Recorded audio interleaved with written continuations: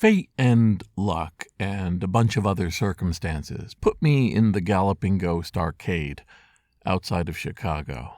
The Galloping Ghost bills itself as the largest arcade in the world, and we'll get back to that, but the reality of this place is that it is both very special, and it enabled me to look back on my work with arcade emulation with new eyes, thoughts that I haven't had in quite some time.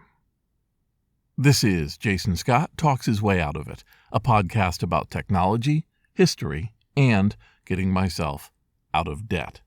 Thanks to Jeff Atwood, Daniel Boyd, and the hundreds of other supporters on Patreon and elsewhere who have supported me and helped me get out of debt. The Galloping Ghost Arcade is along an avenue and from the outside looks very, very nondescript.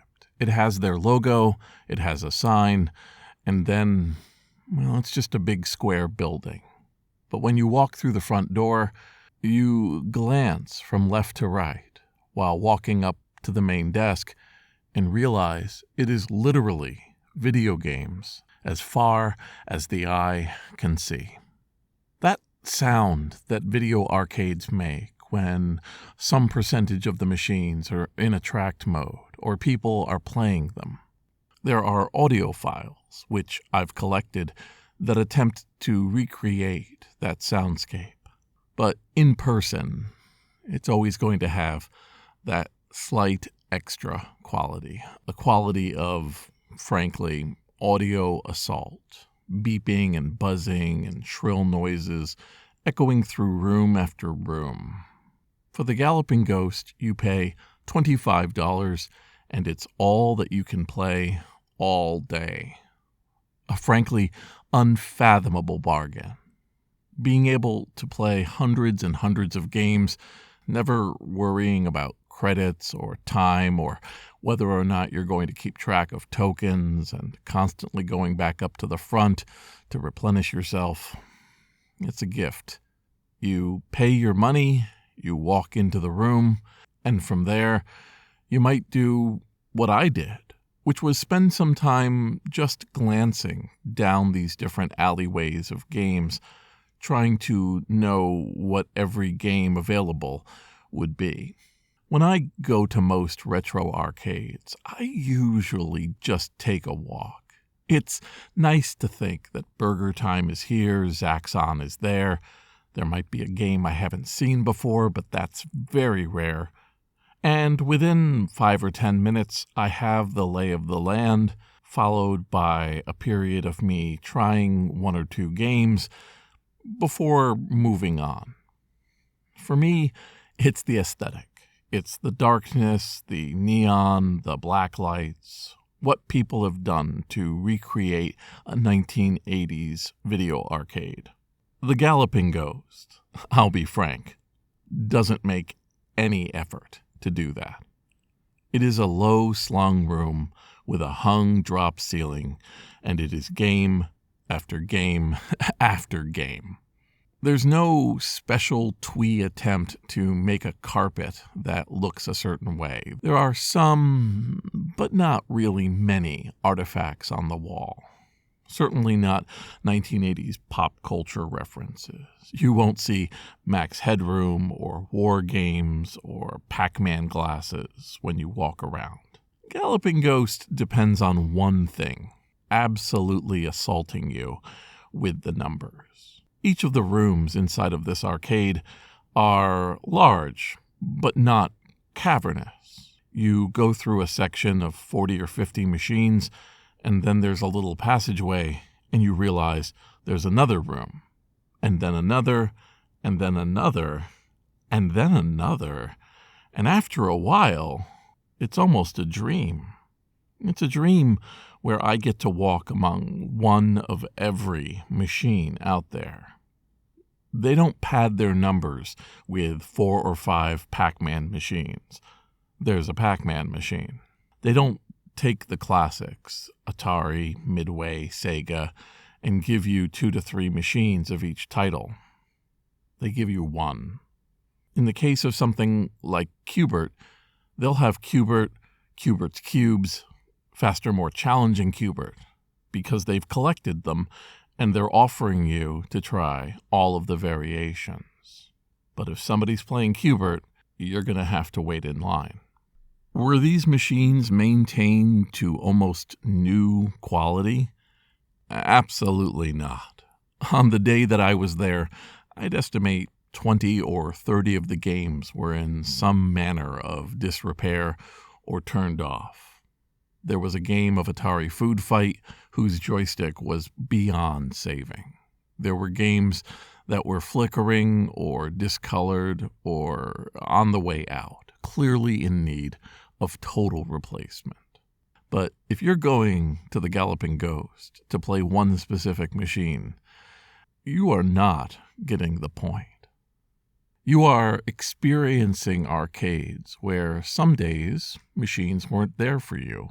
You would try something, a title, a name you'd never seen before.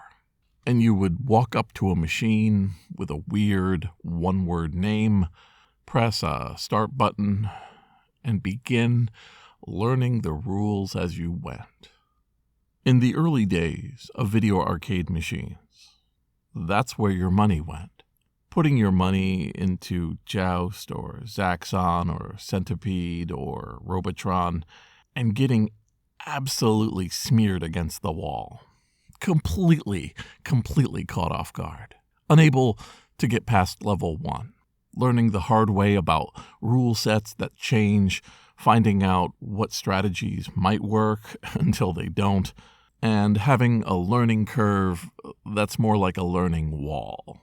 I will contend that is the arcade experience.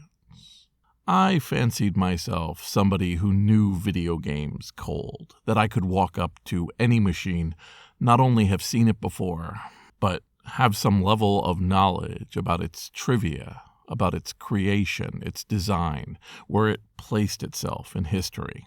But in the Galloping Ghost, I was a beginner. Sure, I knew the classics, but they never stopped at the classics.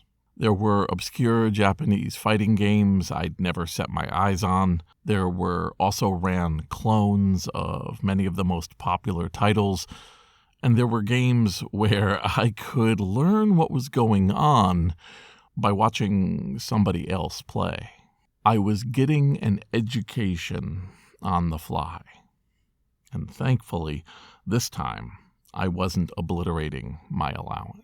Walking among these rows, this paradise, this utopia of video games, I thought back to the work of the Internet Arcade. And I'll tell you a secret, or maybe just a rather obscure fact.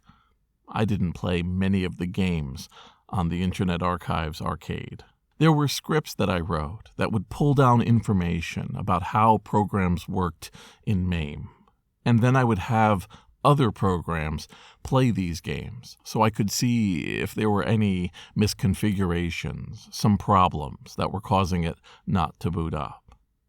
In many cases, it would work the first time. All of my automatic scripts would set up the machine, set up the identifier, put in the ROMs, make it all boot, and work. And what this meant is there are dozens of games, maybe hundreds, at the Internet Archive that I have never personally played. I would take a look at them, say the work was done, and move on. There was so much work to be done to bring these machines to life. All of those volunteers who helped me, all of the work done by Mscripton and the MAME team to make their projects work, and then using them to make the arcade function, meant there really wasn't much time for just playing around. A similar situation occurs with Flash and console works. I haven't played many of these.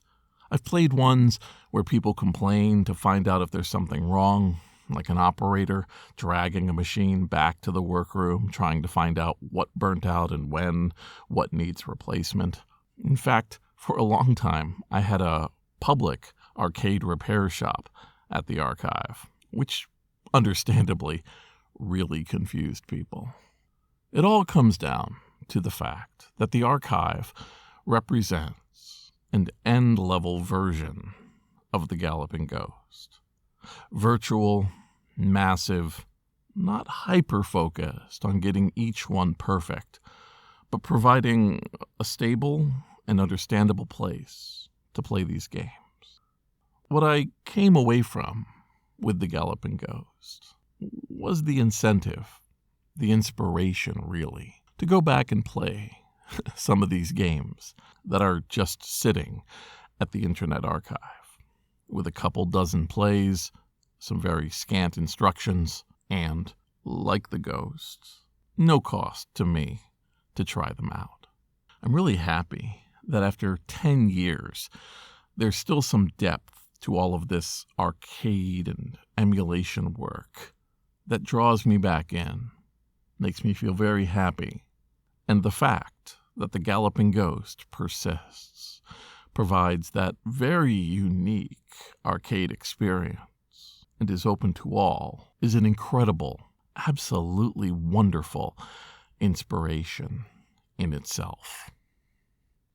This is Jason Scott Talks His Way Out of It. Thanks to James Bekoyanu, Ernie Hershey, Michael Rubin, Dilip Reddy, Sean Kelly, Trixie the Cat, Martin, Symbionts, Benjamin Guts, and Anonymous, along with the hundreds of other supporters on Patreon and elsewhere who have been supporting me and helping me get out of debt. Now, about that largest arcade designation, I hate that fight.